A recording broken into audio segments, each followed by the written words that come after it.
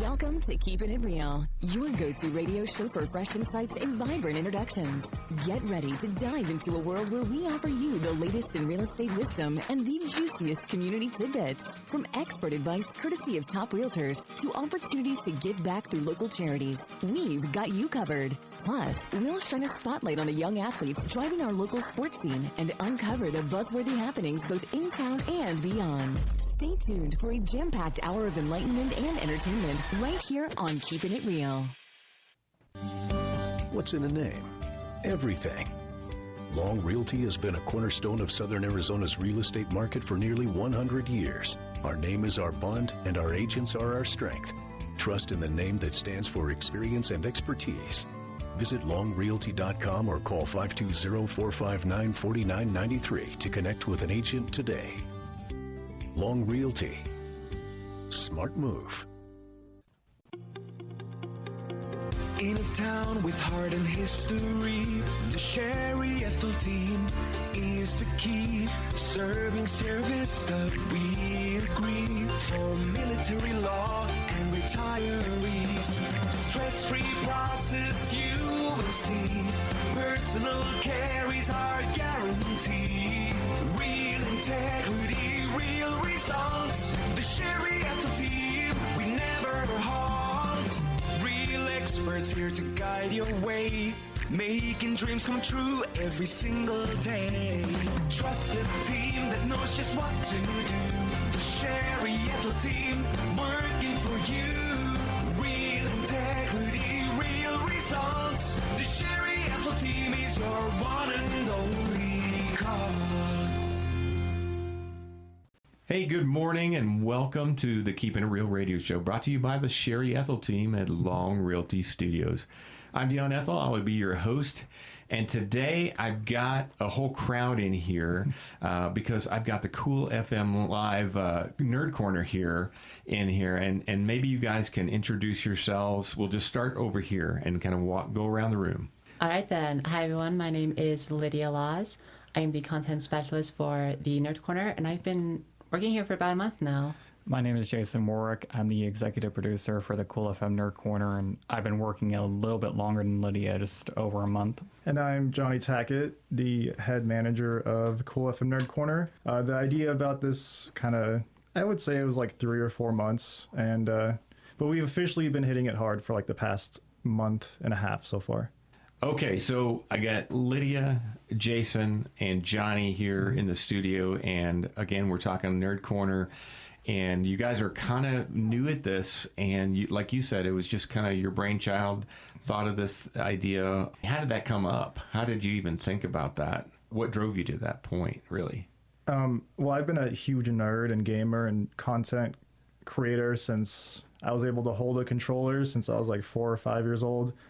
And I've always just wanted to do more with video games or video game nerdy, geeky culture. Yeah. I just always wanted to do more with it. And this is the outlet. You know, there's more than just playing a game. There's more than just watching movies. There's more than just creating content and everything like that. It's just, I've always had this itch. Yeah. And I've tried it before so many times, but the platform wasn't there. The timing wasn't right. I was in college. I was working 3 jobs, so on and so forth. I mean, life got in the way a little bit. Yeah, absolutely. So now you're kind of living your dream a little bit. Yeah. Which is kind of cool. I like that. I like that a lot. And then Todd called me one day and he was like, hey, I want you on the team to do video production stuff. And I pitched him the idea to doing a nerd channel because there's so much untapped potential here in Cochise County. There's really not a lot of things to do here, right? In terms of just that culture. And so we've got a few gaming stores here in town. And of course, you know, gaming online is huge, and there's opportunities for all kinds of stuff there. But it's kind of behind the scenes in a lot of ways. To most people, you just don't see it as you know, out there anymore. And but there's definitely culture. I mean, it's huge. It's gigantic. In fact, I was so shocked. You know, we've had a number of people on the show before. We've talked to some of the owners of some of the gaming stores here in town. And I was shocked at how many, even just for card games, you know, so if you're looking at Magic or Pokemon or something, and how many thousands of cards they had on hand at any given day. And I was just like shocked how much that really was. I was like, oh, wow. Just really surprised that there was that big of a draw here. So you guys are tapping into that already, right? You're already developing kind of a following, aren't you? Yeah, in a little over a month, we just passed, I think, 560 followers, which is awesome and incredible. And I wasn't expecting to grow this fast in such a short amount of time. And I have to hand it to my 2 assistants as well. I wouldn't be here without them. Right. And it's absolutely incredible. Like, I kind of threw some ideas out there to begin with, and I was just like, this idea is not working, this idea is not working. I'm like, well, I kind of need like 2 assistants. And that's when Jason just graduated from college, and he was like, hey, like, I'm willing to help whenever, wherever. And then we were covering an event in town. For CoolFM. For the Nerd. For the Nerd? For the Nerd Cool. channel, yeah. Okay. And then that's where we met Lydia, and she kicked a lot of butt at a Super Smash Brothers tournament, and she just had her talent already on display right in front of us, and I was like, ooh, maybe we should we'll pitch a little idea to Lydia and see if she wants to join the team too. And so, I like it. Yeah. So let's flip over to you, Jason, since he was kind of referring to you a little bit and talking about, so you just graduated from college. What did you get a degree in? What did you graduate from? I have 2 degrees. I have an associate's in journalism, and I have a bachelor's in digital audiences. Wow. And so what is that, digital audiences, what does that kind of really follow? It's kind of just a mosh pot of doing digital content, marketing, podcasting, audio work, editing work, just a giant mosh pot to be able to do things like, well, this, like example, your show here. Right. Learning how to do things like this on a professional scale. And then the marketing side was, figuring out how to reach the digital audience, so to speak, and get things out there, ride the waves of the algorithm, and so on and so forth. I love it. And, actually, that's kind of how we stumbled upon you guys is, obviously working with the radio station every single week, we definitely talk to our partners, and we were discussing about, I lost my person who was handling some of my social media and some of my digital content for YouTube and everything. And I was a little bit, I guess it's just hard when you've got all these other things that you're doing, and then it's almost like another job added onto it to do all those things. And so you look for somebody, hey, who can pick up this slack and build a cover this. And that's how I kind of connected with you guys. Mm-hmm. And already liking the fact that I've connected up with some people with some background, some education, and some following. So, Lydia, let's flip over to you a little bit. Tell me about, he was talking about how you guys met and everything, and tell me about yourself and what you, how you got into this culture. So I am a military brat, which means my dad has been in the military, so I've been all over the country. I moved here to Sierra Vista last November, and so I was just kind of going around trying to find more communities around here, since beforehand I lived in Oklahoma and was fairly isolated. So I went over to Rage Quit, and the owner there, Rambo, said, hey, we're doing this tournament later. Do you want to join in? And I was like, oh my goodness, I've never participated in a tournament before. But you played the game. I have like 5,000 hours in that game. Oh, okay. So, Yeah, so you're pretty much an expert. I started playing in when I was 16. I'm 20 now. And whenever I had free time, I would just be playing Super Smash Brothers. Like all the time. So those people who are listening right now, and they're like, I have no idea what they're talking about. What is that? What's describe the game a little bit, and what platform is it on? So Super Smash Brothers is specifically a Nintendo product. Mm-hmm. So you can only play it on Nintendo platforms. It is a specific subtype of fighting game. So not quite your Street Fighter types. It's called a platform fighter. So instead, there's not a lot of special inputs. You're just running around with these big video game characters, your Marios, your Luigis, Bayonettas for Jokers, things like that. Sora from Kingdom Hearts. And are you playing with one other person, or are you playing, is it a multiplayer game? So in tournament settings, it is a 1v1. The game itself was built up to be for more casual audiences, so you can have like up to 8 players at once. Oh, wow. Yeah. And it's just like a lot of fun. It can be either a party game or a game you take really, really seriously. So I started out playing it as a party game, doing kind of whatever I wanted, and have been moving over to more competitive things as I kept playing it, until one day I participated in my first tournament over at Rage Quit, And I ended up winning the whole thing. I didn't actually. Oh, did you? Yeah, I didn't actually end up dropping a single game. Oh, wow. Okay. Well, congratulations on that. Yeah. So you won your tournament and everything. Now, with this game, is this the only game you're playing, or you're into a lot of different games, different platforms? I'm what are you into? Into other games, not a ton of other games though. Like my favorite game is Persona 5 for the PlayStation. It's on all platforms now, but it's originally PlayStation exclusive. Things like Nier Automata, things like Guilty Gear, another fighting game. Things like Baldur's Gate, a computer game that's also on other platforms. And also, I got into some older games, like I own a Nintendo 64 and things like that. And I'd actually play the Legend of Zelda Ocarina of Time on a tube TV on an N64, which is a really cool experience.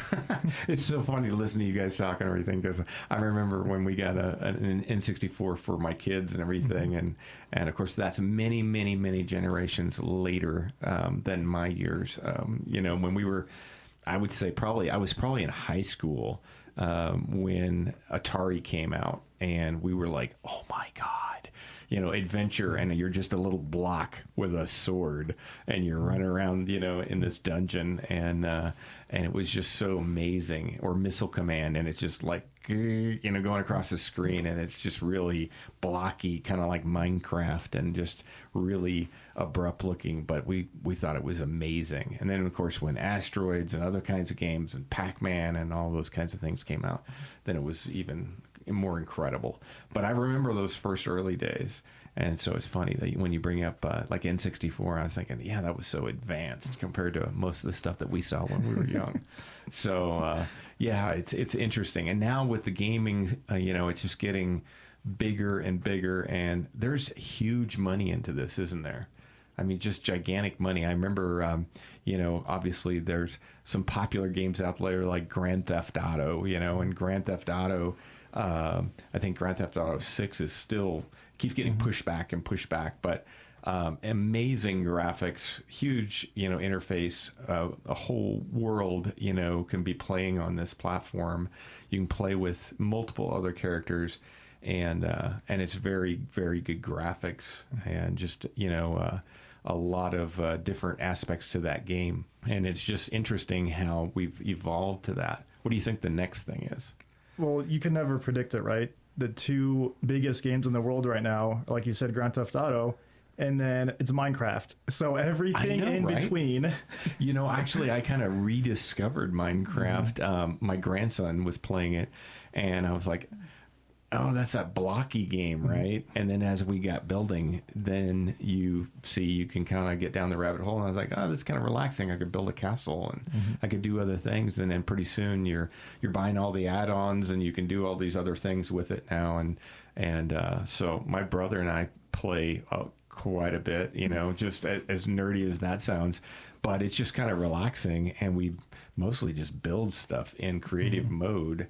We're not really playing the game as much, which drives my kids crazy, because they're like, you're not turning on anything like monsters and other stuff? And I'm like, no, I just want to build stuff. It's like Legos for adults or something, So, and then every once in a while, my grandson will join, and then you'll have this gigantic Pokemon sitting right by your castle that he'll build right beside you. And he's quite good at it, but yeah, it's different.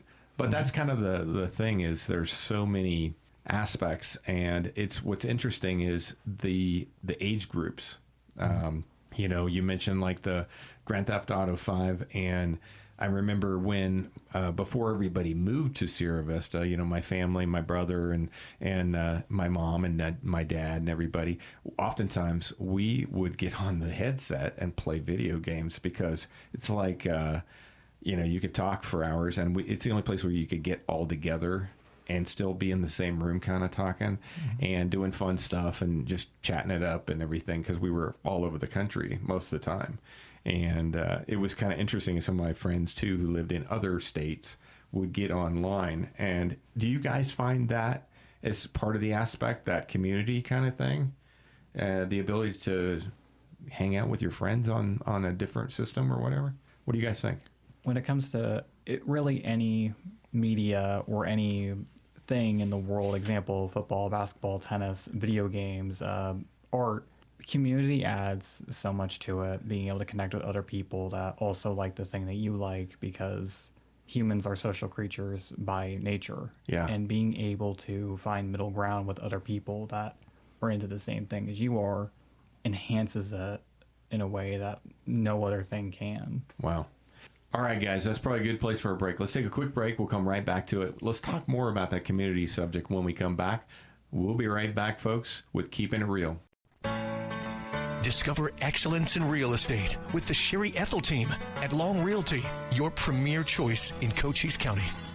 Sherry's amazing team brings honesty, expertise, and a deep understanding of the local market. Whether you're a first-time buyer or a seasoned homeowner, they're committed to your peace of mind and handle every detail for you.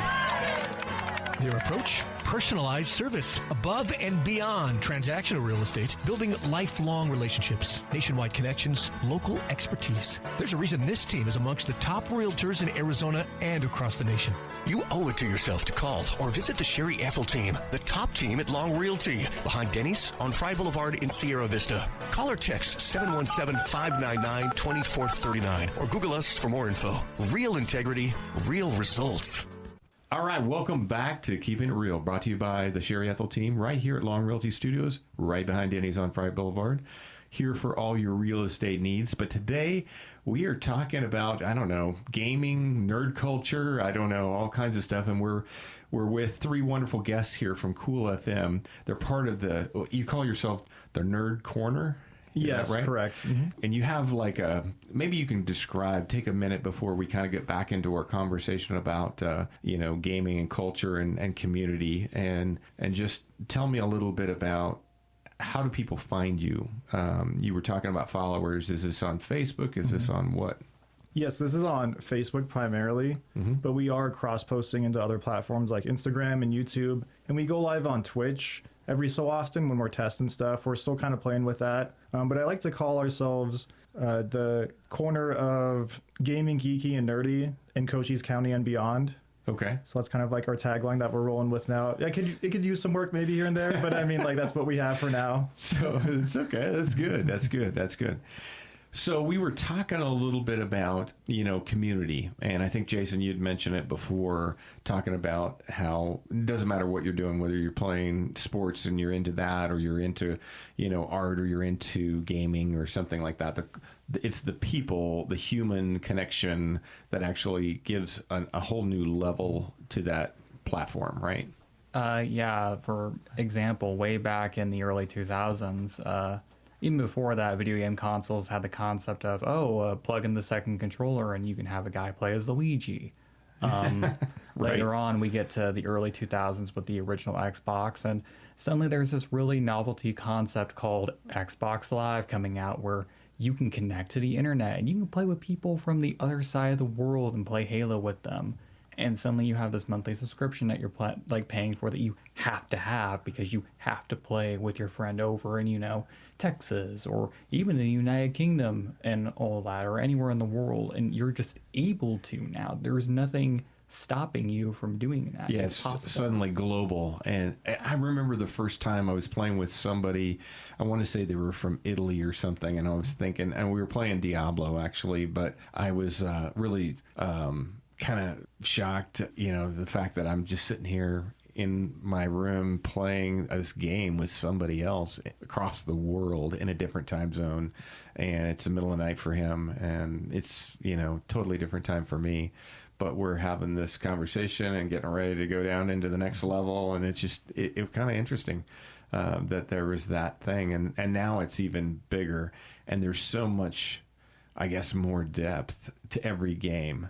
And you can't, I have a hard time keeping up with, because I don't play very often, but my friends and I, we still get on every once in a while, and we'll play Red Dead Redemption or something, and get out there and be cowboys and riding our horse and go out there and go hunting or whatever, or we'll go out there and face off with some other bad guys. But half the time too, you're just trying to play the game, and there's this thing called grieving, and people will come over there and just start killing you, and you're like, really? What the heck? And it turns out they're 3 12-year-olds in somewhere else in the country, and they're just really good at it, and they just come in and wipe out all of us 50 60-year-olds and just smoke us right there.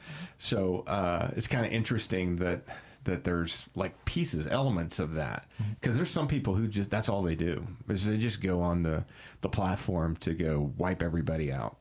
Call of Duty, I've got other friends who are a little bit younger than I am, but they're probably in their 40s and some of them even 30s, and they're playing that all the time, and they're constantly just out there as a group just to go out there and annihilate somebody else, and that's their whole mission.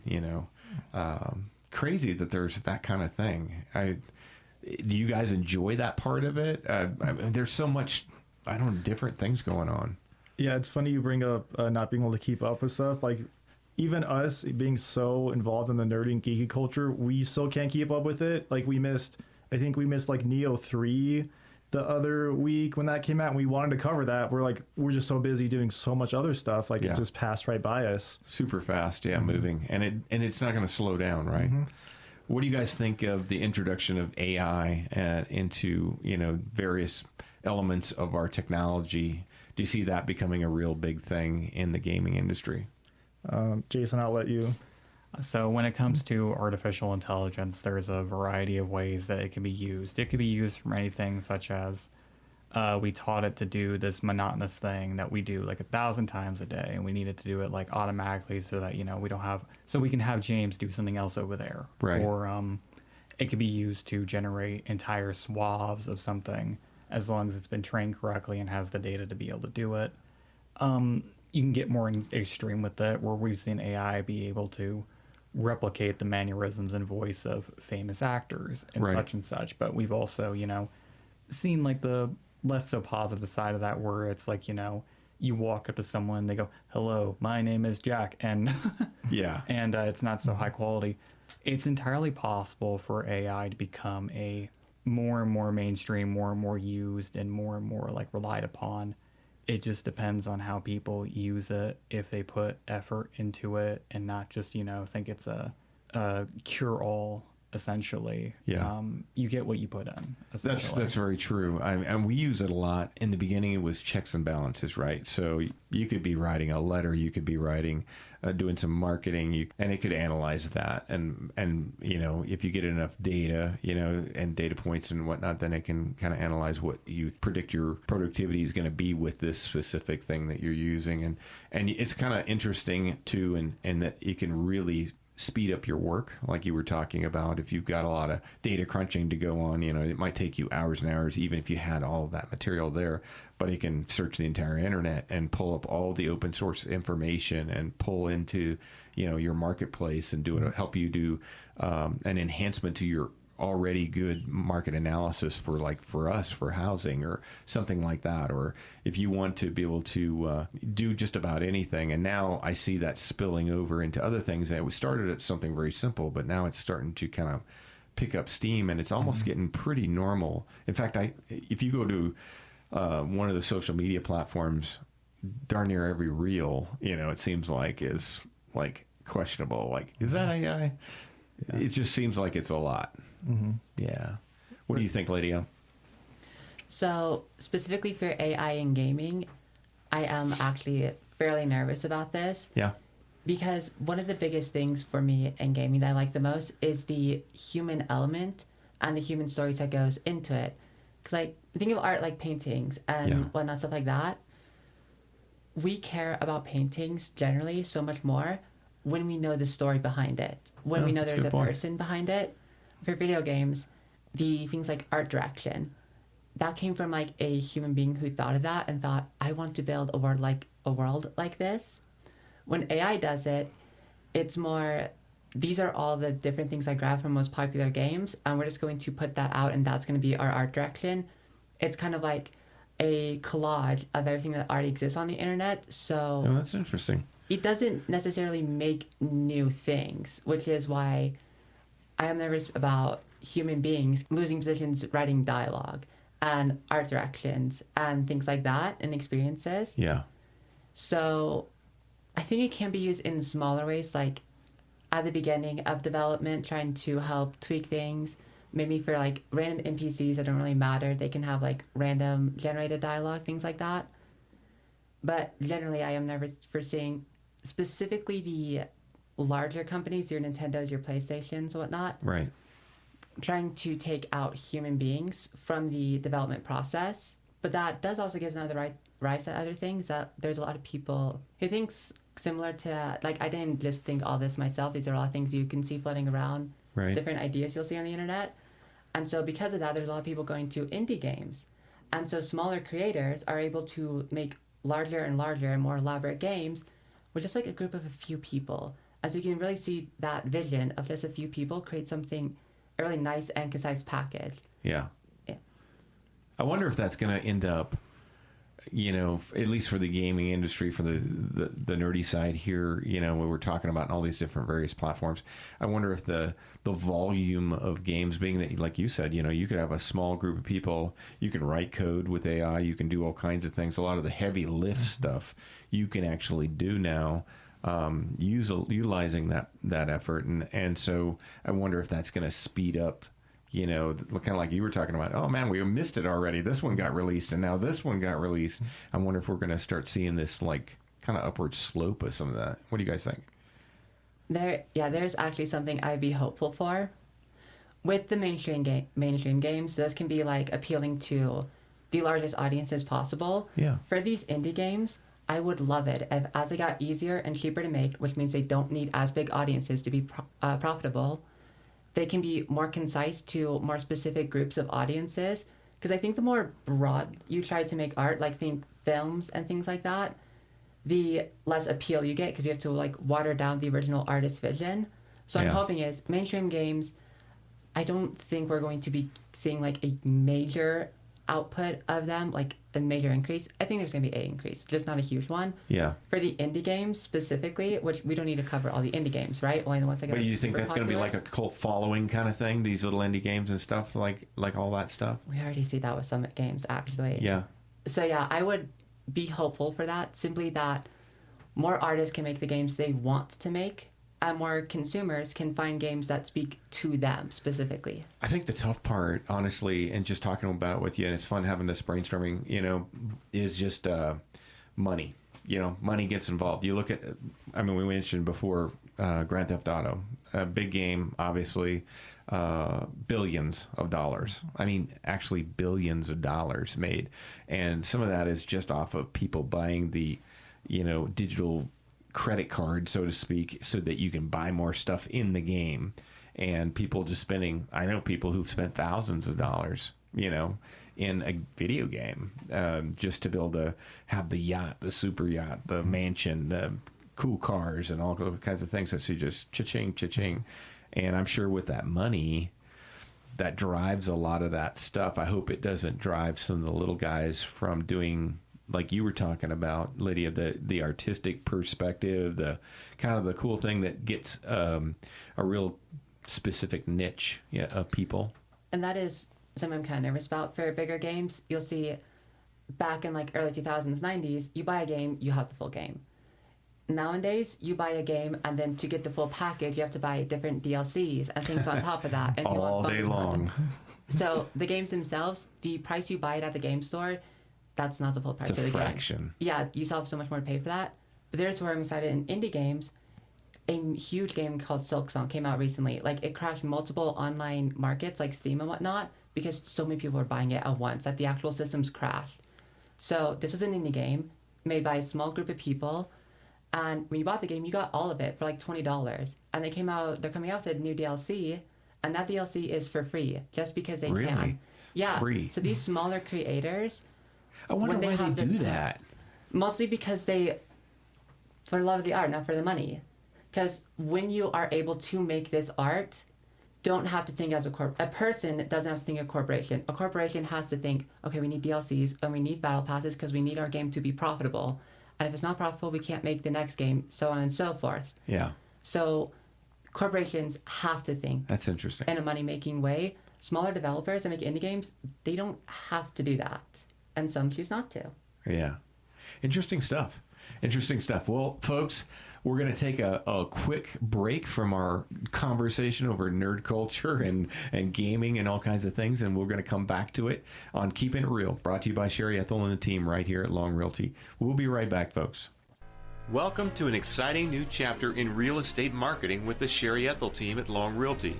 We're thrilled to introduce our groundbreaking radio campaign that's set to virtually transform how homes are sold in our community. Are you looking to sell your home? Imagine your listing highlighted as not just a home of the week, but receiving continuous, exclusive attention on the airwaves until it sells. That's right. Every single Sherry Ethell Team Long Realty listing will now be featured regularly, ensuring maximum exposure to maximize your speed of sale. Here's how it works. Each week, we'll spotlight all of our current listings in individual, engaging, and detailed 30-second radio ads. Whether you're selling a cozy starter home, a luxurious estate, or anything in between, your property will be heard by thousands of potential buyers in our local area. This innovative approach guarantees that your home remains top of mind for listeners until the perfect buyer comes along. Why choose the Sherry Ethell Team at Long Realty? Because we're committed to delivering unparalleled service with a personal touch. Our new radio campaign will be just one more way we help reduce the stress of selling your home by giving it the visibility it deserves. We understand that selling a home can be a daunting process, but with your tailored marketing campaign and this kind of presence, it'll be easier and more efficient than ever. Tune in to Cool 104.1 to hear about the latest listings on our new program we're calling our Home Spotlight Series. Or catch the Keepin' It Real radio show every Saturday morning at 7 a.m. for the latest real estate tips from the experts. Weekend open houses, awesome charity opportunities, great happenings in our community, and wonderful interviews with youth sports coaches and athletes. So don't miss out on this unique opportunity to have your home featured in our exclusive radio campaign. List with Sherry Ethell Team Long Realty today and experience the magic of real estate marketing like never before. For more information, give us a call at 717-599-2439. Sherry Ethell Team Long Realty, behind Denny's on Fry Boulevard right here in Sierra Vista, where your home story is told until it's sold. Remember, with us, it's not just about selling houses. We make success stories for a living. Stay tuned, stay informed, and let's help you find your perfect home. All right, welcome back to Keepin' It Real. It's Dion Ethell with the Sherry Ethell Team at Long Realty Studios, and we're keeping it real, talking about a variety of subjects, kind of all involving kind of what we're calling the nerd culture a little bit. We've got the Nerd Corner from CoolFM Live here, and we're all talking about various things from gaming. Let's flip the script a little bit. We talked a little bit about AI. Let's kind of go old school. Let's talk about what's the oldest game that you guys have played recently, say in the last year. Tell me what kind of a game is that? I'm just curious. I guess I'll start. I recently played Mike Tyson's Punch Out. Punch Out. Okay. From video game. Yeah, video game. It essentially is it's a boxing game where Is that like an EA Sports thing or something? No, it's from Nintendo actually. Nintendo, okay. And it's from all the way back during the NES times and such and such. Wow. And you are just this 5 foot 9 boxer, little Mac, and to give you an idea of how just short you are, all your opponents are 6'10". Yeah. And you basically are just punching your way throughout all these opponents, trying to win the championship belt. Yeah, okay. And you're studying their patterns, slowly developing your pattern recognition skills and such and such. And one of the cooler fun facts about that is people speed run it, getting through as fast as possible, and people have managed to do so blindfolded. Wow. So no kidding. It's crazy. That's crazy. Well, how about you guys? Lydia? So for me, the oldest game would be Majora's Mask for the N64. I was trying to go back into playing old games because I could not actually play a lot of video games until I was 16 and got my own job working at Sonic. Yeah. Beforehand, we just had a Wii. So I played things I remember the Wii. Yeah, Twilight Princess and Mario Kart, things like that. When I turned 16, I just went straight into a bunch of gaming for old games. I bought an SNES, a N64, things like that. And so recently I was like, hey, I've never played Majora's Mask before, which is a really huge game. So I just booted that up and played through it and had a really good time with it. Which was... You guys like playing the retro games a little bit? Yeah, I like going there every now and then. Kind of taking a break from some of the bigger games. And it's hey, let's play an old classic. Yeah. How about you? So recently, I'm a huge Pokemon fan. Yeah. I have it stamped, I can tattooed see it. on my arm. Big tattoo of Pokemon on the... So once a year, I play through the first 3 Pokemon games. So Pokemon Red, Pokemon Crystal, Pokemon Ruby. it's just something that I love to do once a year. So I was And playing. for those people who don't know, this is a card game. Yeah, well, it's the video game. Yeah, the actual video game. So I was playing Pokemon Crystal a little bit ago, and there's just something about that game that just does not age for me. Well, Yeah. I mean, like some of the mechanics are dated, but I'm like just playing through that just brings me back to the time, because that was my first Pokemon game was Pokemon Crystal, and so it just brings me back. And like it's for me, it's like infinitely replayable. Of course, I play it every single year. Sure. And you collect different Pokemon as you adventure through your quests, and you could collect a whole entire different set of Pokemon every time you play it. And it's just infinitely replayable for me. And at least once a year, I also play Super Mario 64, because that was my first video game that I ever played when I was like 3 or 4 years old. I had no idea what I was doing, but I was like, I don't care. This is awesome. Like, what is a video game? And Mario 64, it like shows you what a video game is. And Lydia mentioned Majora's Mask, and the Zelda games show you what video games can be. And so like that's a perfect kind of balance to me, at least. Yeah. You guys all talked about video games. Do any of you play any card games or anything like that? Oh my goodness, yes. Yeah. So we play Pokemon card games. Yeah. Like just, I think it was a week ago, right? That Sweets and Heats had their Pokemon tournament that both Johnny and I participated in, which I think they're doing another one like 2 weeks, right? Yeah. I literally have a deck of Pokemon cards I'm about to unwrap in my car that Johnny and I are going to like unwrap together later, because we are so much into this. And for people who are listening here who have no idea what we're talking about a little bit of, so like a Pokemon card, and my grandson is totally into Pokemon now, and of course his parents were into Pokemon and big Pokemon fans, and it's this card game that you can play. You unwrap a pack, and it could have some really cool cards in it. It could have some not cool cards in it. You know, maybe stuff that you already have, right? You just build these decks full of really awesome cards, and some people collect them, just like for the collector factor. And what else? What's the draw? You could also, well, you could collect, you could play, you could buy, sell, trade them. And Yeah, like, that's true. it's a whole nother language to it. The Pokemon Company releases a new set, they call them, once every 2 months or once every like month and a half. And so as soon as you're trying to collect one, you turn the corner and you're like, oh, here's another set to collect for. And there's different kinds too. There's hologram cards. There's all kinds of special cards that are different. You got some of the old classic cards and stuff that are harder to find, especially in good condition. You can even have them rated, and you can send them back off to get, I don't know what they call that. Is Grading. it graded? And and so I know that my kids have done that before with made some serious money. Some of these cards are very expensive. I mean, they could be hundreds, if not over $1,000 for a card, if for the right card. Some of them are worth $1, might not be worth anything hardly, but there's other cards that are very valuable. And what makes them valuable? Well, it depends on the pull rates. It depends the artist. It depends limited supply. So pull rate and limited supply are they're tied together. So pull rate is if you bought 10 packs, maybe a rare card, you find one. And then rare or supply is the actual company not making enough. So it makes it even rarer to buy those cards. They only had 100 cards or whatever. And sometimes I don't want to say they do that on purpose, but like, of course, you don't know how popular a set is going to be. Sometimes you could predict it, sometimes you can't.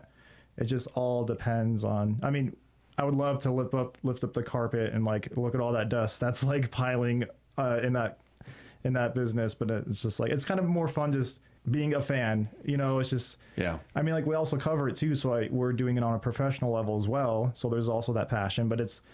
To answer your question, like pull rate, artist, what kind of set, what kind of Pokemon it is. Yeah. There's like this whole algorithm. I know my grandson gets so excited about, you got a Pikachu, for example, you got, which is one of the characters on the game, and you got different variations of him, and what do they call that? Some of them are called illustrated arts. There's like a whole different tier. But you even have like different like full arts and I can't even think of what that might be. It's kind of like one's like like a different power level, you know, like like you get really up to this crazy flaming, you know, Charmander or whatever. Yeah, you like know? evolutions. Yeah, that's the word I was looking for. See, I don't know the nerd culture anymore very well, but that's okay. But I'm learning all the time. My grandson's always teaching me some of this stuff, even for stuff that I guess I didn't pay a lot of attention when my kids were younger, even though they played some of that stuff. It's not until recently, and it got super, super popular. I mean, you can even go around. My son, who's in his 30s, was over at the house the other day, and he's like, I'm trying to get this Pokemon over here. And I was like, what? and then we were, you know, at somebody else's house, and one of the other guys was like, no, there's no Pokemon anywhere near here.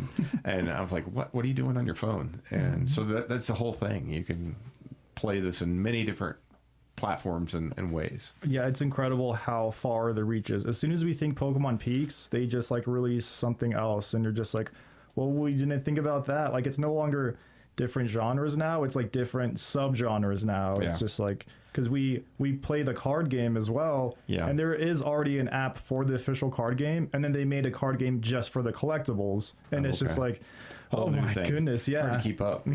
But that's kind of nice in some ways, kind of going back to Lydia's comment, you know, because you have like people who like playing these little niches and things, and so for some groups it might be really fun for that piece of it, whereas others, you know, getting into the video game aspect of it, some of them are getting into something else, the collection piece of it, you know, so it just has a lot of application to different people. You know, everybody's a little bit different.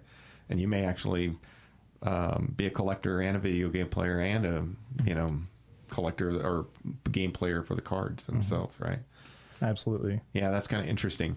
Do you ever play any, like, and I won't use the word normal, but like old school games? Like, I mean, does anybody ever play like cards or anything like that? Or is it just like, nah, that's too, like, boring? Well, I would say that normal cards, like playing cards, I'm like, I don't think so here. No? Like, you'll just go to the casino for that, I guess. Like, you know. That's kind of interesting because there's a lot of different kinds. I mean, we play a number of different kinds of card games that I grew up playing. You know, it's funny, back in my day, and people who are listening, you can relate to this, who are a little bit older, right? There weren't that many different manufacturers of things, right? So a lot of people, you'll look at pictures of like the 60s and 70s and stuff, and you'll see they've got the same thing hanging on their wall as somebody else in that same era. And that's because they didn't make any other kinds of those things. And so a lot of the furniture, a lot of the artwork, a lot of the things that you had in your house were very, very similar. Everybody had Tupperware, you know, you just had those things. And so there weren't a lot of different kinds of games. I can remember when I got into high school, and we were probably, well, no, even before that, maybe middle school, you know, 70s came around, Dungeons and Dragons came out, you had some new kinds of gaming, and everything was just emerging, really. Video games weren't much of a thing. I mean, it was still Pong and some of that stuff, but it was kind of getting more. You got Atari came out. I think that really changed the game a lot. And then you had a lot of computer games. You know, Apple IIe came out, and some, you know, the TRS-80 and whatnot for Radio Shack at the time. And so those things came out, and that changed the world again. But in the beginning, there, again, weren't very many choices. So you learned all these different card games. And you can play a gazillion different kinds of games with just a deck of cards. So I would encourage you to go back and try to explore some of that, because it's kind of fun. But it is interesting with these different cards, you know, that you can collect and do all kinds of things. I am learning a lot about them. And but there's just so many. You kind of almost have to, like, it's almost consuming, you know, when you're looking at all of them up on a wall. You can even go to Target or something, you're like, no idea what all these games are, you know. But it's, and your game store is even crazier, because then you've got like individual cards. This one's $30, this one's $50, this one's $5, and I have no idea what that is. That better? That $50 one, maybe it doesn't mean anything. It's just it's a real collector, like a rare card kind of thing. So, yeah, it's tough for the newcomer to kind of get into some of those things. Yeah, it's kind of funny, because a $1 card could be a really good card in the actual playing the Pokemon card game, And then like $1,000 card could just be like, okay, this card's not good. Really? Yeah. That's kind of It's interesting. a whole wide range, and you can be the opposite too. Yeah. Yeah, I bought some Pokemon cards for my grandson, and I like to buy local, so I went around to different card places and bought some cards at everybody, but I really always have to go back to the internet and kind of look around and see, this is even, I have no idea whether this is worth it. Some of them I buy honestly from just the aesthetic value. You know, I look at that and oh, he's going to like that. That's cool looking. But some of it's not. And so you know, and I don't know that he's really super heavy into the playing of cards and everything. He's more into the collector and just what each one can do and stuff and the different varieties of each one. But very, very big into that culture and has been since birth just about. So let's take a quick break. We'll come right back to it. Let's talk more about technology played a role in your life. We'll be right back, folks, with Keepin' It Real. We're the real wayfinders, the trailblazers, the go-getters. In a town where the desert wakes before dawn, we don't just talk, we make things happen. And when we speak, it's real, it's genuine, and it's worth hearing. Tune in every Saturday morning at 7 a.m. on Cool 104.1 FM. Join the Sherry Ethell Team for Keepin' It Real, where top realtors, local heroes, and the heartbeat of our community come together. Raw, authentic conversations, expert market insights, and the best local events you can't afford to miss. Keepin' It Real, celebrating our community. Bold, genuine, one of a kind. Do uneasy markets have you waiting for the eye?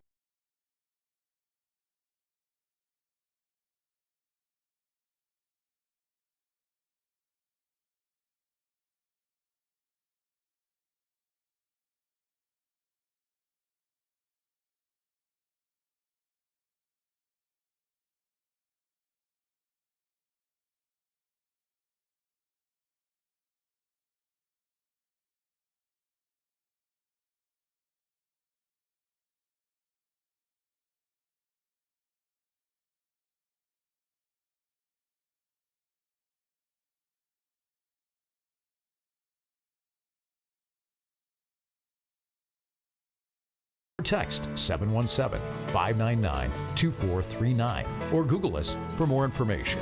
Real integrity, real results. All right, welcome back to Keeping It Real, brought to you by the Sherry Ethell Team right here at Long Realty Studios. We're with Lydia, Jason, and Johnny here in the studio, and again, we're talking Nerd Corner, and it's interesting that you kind of brought that up too, is, you know, since you were really young, that technology played a role in your life. Is that the same true for all of you, where technology was just like there? Because technology wasn't there for me. I mean, we played outside. Everybody's probably laughing as they're driving a car right now and just going, yeah. I mean, we went out and played in the dirt, you know, got some sticks and played swords or something, you know, or you know, played a bunch of games out in the woods and stuff. And so it was a different era. And now with video games, you know, it's opened up a whole new world. Like you said, Jason, I think you were talking about just the world is literally at your feet. You know, you've got a whole community. And how cool is that in some ways? It's kind of crazy because, like, once upon a time when you were, like, you know, a kid and you didn't have access to many of the things that you did, you would either go to school and people would see you doing the thing that you like and go, oh, that's dumb. You're a nerd. You're this. You're that. Get away from us. Or maybe you'll meet someone who likes it. Yeah. And we've evolved from that to where now, no matter what your situation is, what you do, like as a hobby and such, the odds of you finding someone that you can connect with has amplified tenfold, and that's like a beautiful thing. That's a great point. I like that. So there's a lot of you, no matter what you are, there's a lot of you out there because now you have access to the entire world. I like that. That's kind of an interesting way to look at it, and in a positive sense, right? So, and I know we don't have a ton of time left, but I kind of want to talk about what are some of the downfalls that you guys have run into? Just talking from the nerd culture and everything. I mean, I look at it from my perspective as somebody who's just about ready to turn 60 years old, right? And born in the 60s. And so I look at the kids playing out there, and nobody goes outside, and nobody has that interaction there, that physical interaction. A lot of stuff online, a lot of stuff, tied to the phone, tied to the tablet. My grandson knew how to hack his tablet so he could get into it and bypass the parental controls like when he was 4. So amazing, because you grow up with it. I mean, it's just, he was, into it from the beginning. Does that have any negative things for you guys? What do you guys, maybe you don't see it because you're so close to it. I don't know. What do you guys think? So I do think that upcoming generations are going to be different from the first ones beforehand, but I do think it's going to just kind of become its own thing. Like, I grew up in a generation where all kids had iPads. Like, I was in elementary school back in 2014, right? Yeah. And most people my age just seem relatively fine. I think there are some things to be concerned about. I don't think it's going to be a super big deal for how our society works. Yeah. Well, that's good. That's a positive way to think about it. What do you guys think, Jason? When it comes to more negative and downside aspects of, our big technological age that's only becoming more and more age, yeah, it does kind of bring the sad truth that while it can bring out the best in people and allow people to connect, it can also bring out the worst in people, because a lot of us are able to, put a name in front of our face, be completely anonymous, and correct. That kind of lifts a barrier, a social barrier off of us, to where sometimes we'll say things that we wouldn't normally say even within the comfort of our own home. And we might hurt people in ways that we wouldn't even normally conceive of if we were worried about, our face and actual name being tied to it. And right. That's kind of like a pitfall that's kind of occurred with this whole, digital age and such. Right. What do you think, Johnny? So one of my, the worst days doing this job is still better than the best days of my previous jobs. But I just really struggled keeping up with a bunch of stuff. We mentioned this at the top of the show. Yeah. It's ironic that the more we cover stuff, the less time we actually have time to playing stuff and watching movies and playing more card games. I wasn't even going to think about playing or doing any card games until Lydia was like, hey, I bought some new Pokemon cards. Let's see if we can make a video of it. And I was like, oh, heck yeah, let's go to Rising Sun Games and we'll do something there. And so I'm always just on work mode. And then I work from home as well, and so kind of bleeds together. And I'm just man, I really wanted to play Neo 3. I really wanted to play this game that just came out, and we have to put it on our calendar. Hey, this game is coming out this week. We have to focus on this game, or else we'll forget it. We'll have to remind ourselves multiple times a day. And I'm letting Jason borrow my PS5 because the new Resident Evil game comes out this week, and if we have to keep on reminding ourselves, and I forgot to give it to him today, so on our way back home I'm going to pick it up from my house and I'll let him borrow it so he'll have it ready to go. Tough when it's it suddenly bleeds into your professional life, and it becomes your life, part of it. You don't get to have as much fun with some of the little nuances and aspects of it. Well, guys, it's been great hearing from you. And folks, we're going to experiment with this a little bit with the CoolFM team and bring them on from time to time. We're even going to turn the studio maybe loose on it with you guys and have you interview some people yourselves and talking about this aspect of our culture, because I think it's important for us. We have a lot of different student athletes and other things on the show, but we don't really talk about the other aspects of life with our youth and how this is so cross-oriented between, you think about it, I was an early nerd, and I'm almost 60, and I still play an occasional video game, and I still get on there with my grandson and play, Minecraft, or my brother who's 50-something, and we still do that. I had my 85-year-old dad was often playing on my my sister-in-law's console so that we could talk back and forth, and he kind of enjoyed it, playing GTA 5. Of course, he was always his my sister-in-law's character, so it was a little bit odd hearing my dad's voice and looking at some girl running around, shooting everybody. But it was fun to do, and it was a way for us all to connect, a family to kind of come back together. So it was kind of a different aspect. But I appreciate you guys coming on the show, and I hope we'll hear more of you. Thank you so much. Genuinely appreciate it. Yeah. All right, this has been awesome. Awesome. Well, I appreciate it. This has been Keeping It Real, brought to you by Sherry Ethell and the team right here at Long Realty Studios. We're right behind Denny's on Fry Boulevard. Come on down and say hello and see us. And if you got an idea for the show, come steer us into it. We'll be right back, folks, with a few more messages and a little something from Sherry Ethell, the team CEO. We'll be right back. Tax time is here, but before you spend your refund, consider real estate with the Sherry Ethell team at Long Realty. It's a great way to move from renter to homeowner and on the road to building wealth. Hi, I'm Sherry Ethell, Realtor and Team CEO of the Sherry Ethell Team at Long Realty. Think of me as your guide to all things real estate. I tailor my approach to your needs and, most importantly, your goals. It's time to come see me and get a plan for your success. Discover excellence in real estate with the Sherry Ethell Team at Long Realty, your premier choice in Cochise County. Visit Sherry at Long Realty behind Denny's on Fry Boulevard in Sierra Vista. Call or text 717-599-2439 or Google us for more information. Real integrity, real results. That brings us to the end of another Keepin' It Real radio show, and we just want to say a big thank you for letting us be a small part of your weekend. Whether you're a longtime listener or just caught us for the first time today, we're so glad you're here. Got something you'd love us to talk about? Maybe a local story, a cool event, maybe a guest idea. Maybe you're related to or know someone who has an interesting story, profession, or past. We would love to hear from you, so drop it in our Keepin' It Real suggestion box at Long Realty. We're located just behind Denny's on Fry Boulevard. Or if it's easier, you can email me directly at sherry@sherryethelteam.com or call me or text me at 717-599-2439. This is your show, and it's all about our community, our connections, and the what's up of Cochise County, and as always, keeping things real. And your voice will help shape what we do next. We'll see you next Saturday from 7 to 8 a.m. right here on 104.1 CoolFM, making radio cool again. Stay safe and stay cool, Cochise County, and keep it real. What's in a name? Everything.